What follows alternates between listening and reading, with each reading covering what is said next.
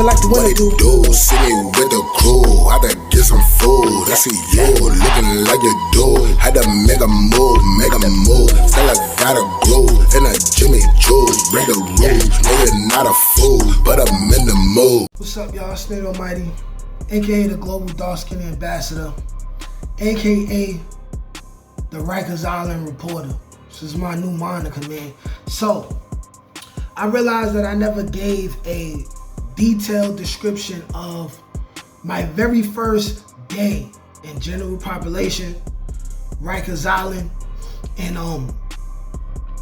the rules that I was taught about how Rikers Island goes and what to be prepared for and what to expect, okay? So, without further ado, I'm gonna get into that. Hit that like button, man. Tap that bell so you can get more notifications from me, because I'm going crazy, man. I'm literally going crazy. But let's get to it. Okay, so look. 2008, I get into Rikers Island, okay? You know, they pat you down, they do that little search as soon as you walk in the building, before you really go into the building. So as soon as you get into the entrance, they leave you shackled for a little while, but you know, they search you, make sure you ain't bringing no contraband in the building and whatnot.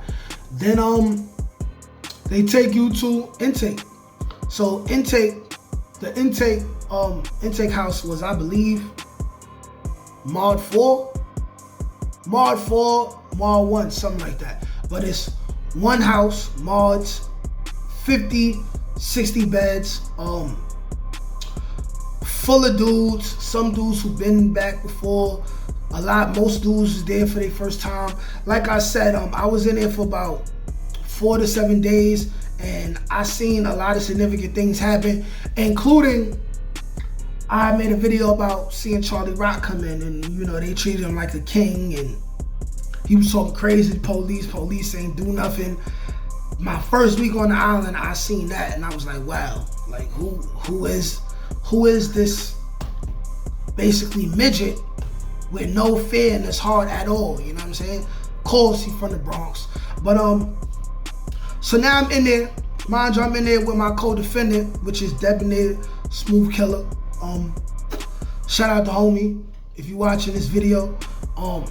Like I said, he my co-D. We caught the case outside of Wendy's. You know, we got into basically a brawl, and they tried to hit us with a gang assault charge. You know, it was me, him, and paying little brother Day, who went to juvie at the time because he was juvenile age, right? So we in there, we chilling. We already make our mind up to hold each other down like we've been doing in the street. So it's basically just like that.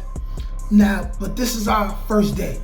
So, first day come, I'm noticing that there's guys moving around in this house that have a lot more authority than everyone else who came and they have a bed. Because the guys who I'm talking about don't have no bed. Now, it was broken down to me that these dudes were SPAs. And SPAs are basically people who walk around other inmates and make sure nobody like slitting their wrists or trying to hang themselves or directly saying they're gonna harm other people, you know, stuff like that, right? So once I realized that, I run into my co-D from my first charge, my boy Sean from Vietnam, Park Ave, you know what I'm saying?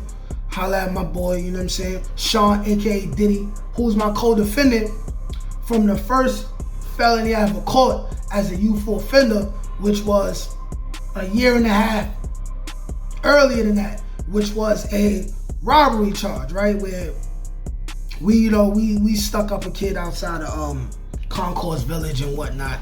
You know, they didn't find the weapon. We stuck this damn kid up for a cell phone and they caught us. I was 15 at the time. Sean was 16, so Sean went to the island for the first time.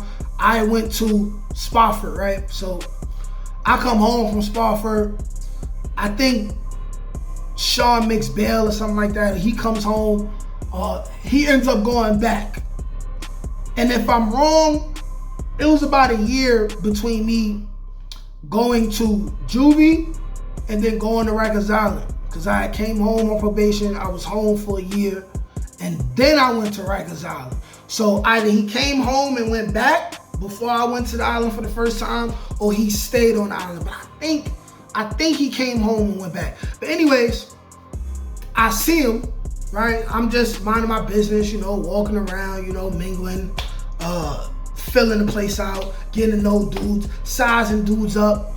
And I run into Sean. Sean like, yo, what up, bro? What's good? He like, yo, you here for the case we caught? I'm like, nah, I caught a new one. You know what I'm saying? Me, Dad, Day, blase, blase, blah, 1, 2, 1, 2. You know what I'm saying? Connect the dots, blase, blah. You feel me? So he like, yo, listen, this is the big leagues. This is gladiator school. You know what I'm saying? You got to make sure you ready for this. You know what I'm saying? We from the same hood, I don't want to hear you doing bad. So what I'm going to do is, I'm going to tell you exactly what you need to do to be successful and maintain respect in here. I'm like, I bet. He like, okay, well, look. You see these dudes around here? These is the SPAs, but don't get cool with none of them, all right? You only talking to me because you know me from the town. You don't know these dudes in here. Let me tell you what they here doing, all right? All these SPAs, they from other cribs. All these SPAs in here, they either run other cribs and they got the job to be an SPA in this house, or they on the team. And either way, they holding some type of respect, some type of fortitude. Don't talk to these dudes. Don't let them try to press you. You see what they doing to that guy over there? And then I watch, it's 2 of them. They pressing 2 smaller guys that look like co-defendants, and they telling them to go in their pockets and give them that number. I'm like, what number they asking for? They're like, yo, the PIN number to the phone calls. Once you give away your PIN number, they just gonna bang out on your phone calls, whatever you allow today, and use your collects if they want. You'll never be able to use your own phone again. You will have to snitch and then get a brand new PIN number, right? I'm like, I bet, cool. So, all right, cool. So I can't trust these niggas, bet. I'm like, yo, listen, if they even try to press you for your PIN number, pop it off. Because either way, if you end up in a house and they recognize you, they're going to remember that you didn't give up the PIN number, and they're going to challenge you anyway. So if they try to press you for your PIN number, rock it off, all right? Now, luckily for me at that time, nobody asked me for my PIN number. Surprisingly, no SPA even came and tried to get to know me. So the whole time, I just had like a lens, and I'm just peeping the scene, and I'm like, okay, he pressing him. I'm like, all right, so what else is going on in here? He like, all right, so look, this is the situation, all right? Right now, the Millers, which is a blood set, they having a wave in here. So it's a lot of dudes that's running the cribs. It's a lot of dudes that's on the team. They blood, they Miller, you know what I'm saying? A lot of dudes is other things, but the most power right now is the Millers and also the YGs. And almost every single crib, a YG and a Miller is running it. I'm like, oh, all right, bet. Cool. He just telling me exactly everything that's going on. And I'm like, okay, cool. So Bloods and YGs running houses. Don't talk to the SPAs. Boom. He like, all right, cool. Look, this is another situation. Now, when you get in there, there's chairs. Now, this is if you really want to let your nuts hang, all right? I'm going to be honest with you, you know what I'm saying? This ain't for everybody. Definitely not for nobody who fear getting jumped, because that's what's going to happen. And being that, Sean was neutral, like I was, he said, listen, if you really want to make a splash and you don't want to go under the radar, you know what I'm saying? And trust me, you don't gotta be like me. I'm just telling you what I did. He said, yo, listen, go in there, pull a chair as soon as you go in the day room. Or go in there, turn the TV off. Turn the TV off, but get ready to shake, all right? Go in there, pull a chair, and if they running towards you, pick up that motherfucker, start swinging at that niggas, right? And just go to war. Thump. I'm like, yo, this man is a psychopath. I'm like, yo, you been through all that? He's like, nigga, more than once. more than once, you know what I'm saying? I'm at a point now where I ain't got to do that, you know what I'm saying? I go somewhere and somebody in there who respect my shit, they just gonna give me a chair, you know what I'm saying? Bing, bang, bing, boom. I'm like, all right, cool. And I know Sean, so I'm like, yo, bro not lying. Like, bro not lying. He about everything he say. I know him from the town. We robbed at least 20 people together. We caught a felony together. Bing, bang, boom, boom, boom, boom, boom, bang, right? So I'm like, all right, cool. If I really want to make a splash, I'm gonna pull a chair. But he like, yo, listen, mostly gang members do that though. Like, you don't necessarily have to do that, but if you're not gonna pull a chair, this is what you gotta do. When you walk in, you're gonna see four iron steel tables nailed to the day room floor, right? Don't ever sit in the back. The back is for day room niggas. And this is the first time I heard what a day room nigga was, right? He explained it to me, you know what I'm saying? The dude that's day room is, you know what I'm saying, just a dude that's getting punked around, giving up all his phone calls, giving up his commissary, bing, bang, bing, boom, boom, boom, right? I don't know why I'm saying bing, bang, bing too much. I've been watching Italian movies lately, so bear with me, you know what I'm saying? You know what I'm saying? But he like, that's how they gonna do you. If you go in there and you're not gonna pull a chair, what you need to do is stand up. Pick a wall, stand up. Don't go in the corner though.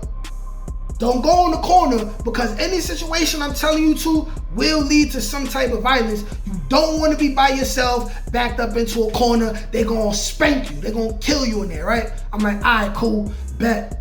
He like, stand up in the back. And when you standing up, they're gonna walk up to you. They're gonna ask you what you bang, blah, blah, blah, blah, blah. And they're gonna ask you if you're gonna be a problem. Do you respect the program? Clearly you standing up, so that means you do not respect the program. So you go ahead and tell them you don't respect the program, and do not expect to be snuffed immediately, but I'm gonna tell you how they be moving, man. They gonna get you, man. Either the COs is with it, they gonna buzz your cell open, they gonna run down, and in that case, get you a couple bars of soaps, cold craft or whatever, handle your business, you know what I'm saying? Do that. You know what I'm saying? Just start swinging it around. It's probably gonna be hard for you to make a shank so fast, you know what I'm saying? It ain't a lot of them around like that, you know what I'm saying? Because the materials to make it is gone. But if anything, you got your little green cup, because they give us a green cup. They give everybody a green cup, their own personal cup to drink out of. He's like, yo, listen, if you break that handle off that, it'll still be like some plastic that's kind of sharp. If you try to sharpen that, you could use that, you feel me? He's like, but listen, they're gonna try to press you. So what you do is, you tell them you want to get a 1-on-14 spot, or you tell them you want a rocking spot in the front, and you handle it like that. Now, if they respect you, they'll let you get a 1-on. If not, they're going to jump you. But here's the thing. If you get jumped, don't snitch. Don't snitch. Don't make it hot unless you really want to get out of there. And if you really want to get out of there, you just wait for the warden to come. You pop it off when the warden come, and they're going to pack you up. But they really want to see if you're going to hold it down and you're going to snitch or not. You know what I'm saying? If you hold it down, you take your lumps and you give your lumps back, they will put you in a position to earn your respect. And then you just take it from there. You know what I'm saying? You have your rocking spot, or if you want to step it up and have a 1-on-1 fight for a chair, you could do that. Or if you really want to be Big Willie, you could say you want the crib. You know what I'm saying? You could say you want the crib. And that was all the information bro gave me. He gave me everything I needed to know. And from that point on, you know, like I said, that was my first week on Rikers Island. After that, I took the information that he gave me and I forged my own path, you know? I realized that the status of a chair, which they ended up taking like 6-7 months into me being in there anyway. They took chairs at every house because the violence was getting too crazy for it. I realized that type of status wasn't for me, you know what I'm saying? I just want to be able to make a phone call when I want. I'm not giving you nothing, okay? You try to take anything away from me, it's gonna be met with brute force, and I'ma just mind my business, cause I'm not Blood, not Crip, not Latin King, not Patia. So what y'all doing is none of my business. Y'all wanna fight for some plastic chairs that you don't own? Knock yourself out, champ. You know what I'm saying? My whole thing is this: don't start nothing, won't be nothing. And besides me getting into the extortion fact just to be down and show that I'm willing to be aggressive for the sake of maintaining a comfortable position in the crib, besides me doing that, I basically, you know what I'm saying, minding my business, you know, like I'm a people person. It ain't a crib I ain't go to where the dudes on the crib and majority of the dudes on the team ain't respect me as a man, you know what I'm saying? And any other time, I either did what I did, like I had the other dude, I taught him how to beat up the other guy on the team with the claw crafts and all of that, or I would have a one-on with a dude, or you know what I'm saying? I always just been a people person, you know, I always been a personal, likable person. So I had a bit of an easier time, you know what I'm saying, than a lot of dudes who may have went to Rikers Island. Also, you know what I'm saying, I come from a part of the Bronx that was well known and had already had dudes that was there before me who wasn't even there no more, that was highly respected. So, you know, I had an easier time. It wasn't easy. Like, I had to take my lumps. I had my nose busted, my lip busted, you know, knots in my forehead, you know, from getting jumped and losing one-on-one fights. Like, I took my loss, you know what I'm saying? One-on-one fights, I probably lost more one-on-one fights than I won, you feel me? Because most one-on-ones I had was somebody who was bigger than me trying to bully me. So I had to handle my business, and if I took a loss, I took a loss, but you're gonna respect me.